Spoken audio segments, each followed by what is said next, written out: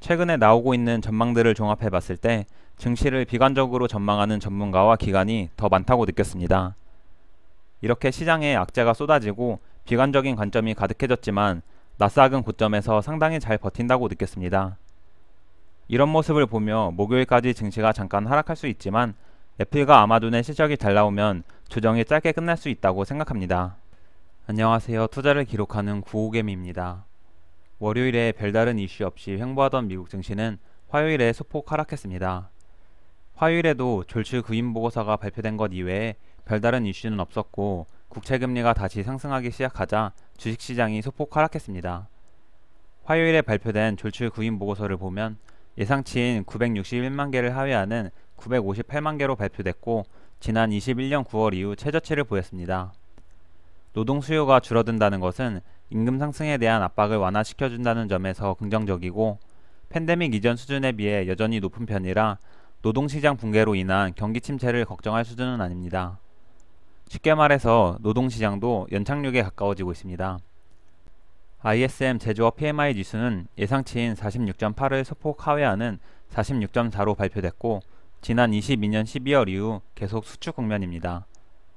S&P 500 맵을 살펴보면 빅테크 기업들은 계속 횡보하며 잠잠한 모습을 보였고 중소형 개별주들이 강세를 보였습니다.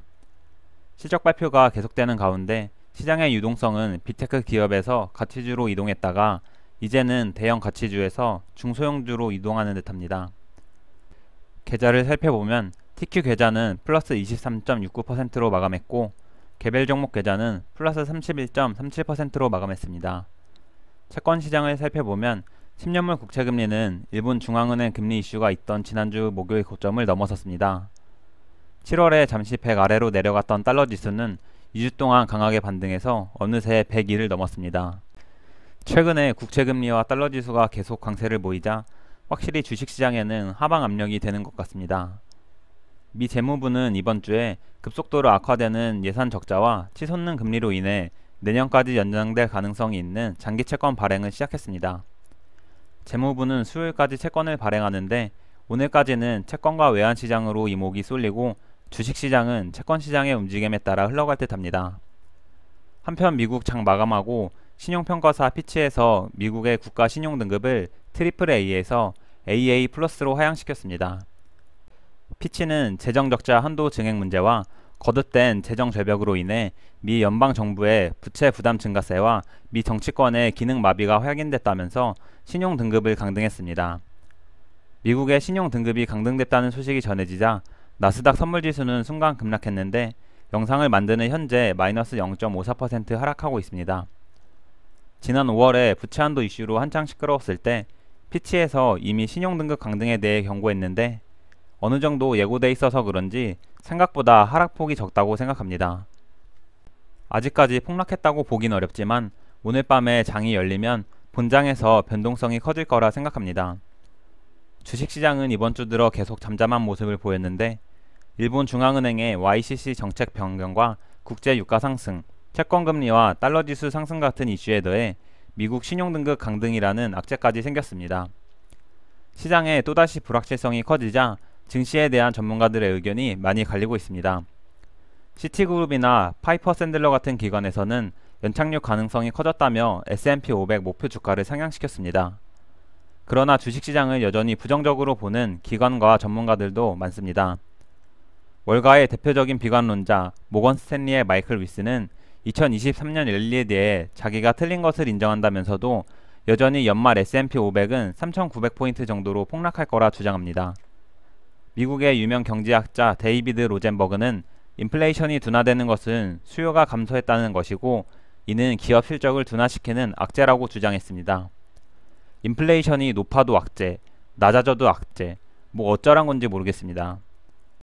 지난 2000년과 2008년 미국 주가 폭락을 맞춘 월가 전문가는 현재 증시가 붕괴 직전인 2021년 11월과 비슷하다고 주장했습니다. 경제학자이자 헤지펀드 매니저인 존 후스만은 높은 밸류에이션과 좋지 않은 투자 심리, 지나치게 확장된 기술적 지표 등 세 가지 요인이 지난 21년 11월 폭락 직전과 비슷하다고 말했습니다. 후스만은 주가 25% 급락은 앞으로 다가올 일의 시작에 불과할 것이라고 상당히 비관적으로 말했습니다.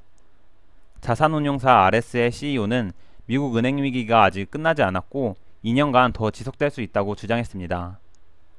심지어 월가의 대표적인 강세론자 톰리마저 역사적으로 8월에 주가 수익률이 부진했다면서 주가가 조정받을 가능성에 대해 대비해야 된다고 주장했습니다. 최근에 나오고 있는 전망들을 종합해 봤을 때 증시를 비관적으로 전망하는 전문가와 기관이 더 많다고 느꼈습니다. 이렇게 시장의 악재가 쏟아지고 비관적인 관점이 가득해졌지만 나스닥은 고점에서 상당히 잘 버틴다고 느꼈습니다. 이런 모습을 보며 목요일까지 증시가 잠깐 하락할 수는 있지만 애플과 아마존의 실적이 잘 나오면 조정이 짧게 끝날 수도 있다고 생각합니다. 물론 시장은 누구도 예측할 수 없고 장기 투자를 하는 이들에게 단기적인 예측은 무의미한 일입니다.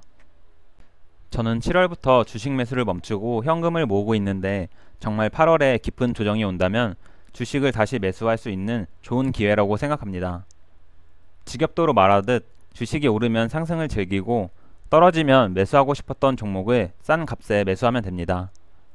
저는 내일부터 여름 휴가를 떠나서 주식시장이 오르는지 떨어졌는지 신경 쓰지 않고 재미있게 놀다 오려고 합니다. 다음 영상은 다음 주나 돼야 업로드할 텐데 여러분도 수익률에 집착하면서 주가 등락에 따라 일희일비하지 않고 초연하고 편안한 마음으로 투자의 과정을 즐기시길 바라며 영상 마치겠습니다. 내용이 유익하셨다면 좋아요, 앞으로도 구호개미의 투자 과정이 궁금하시다면 구독, 미국 증시나 투자에 대한 의견은 댓글로 부탁드립니다. 영상 시청해주셔서 감사합니다.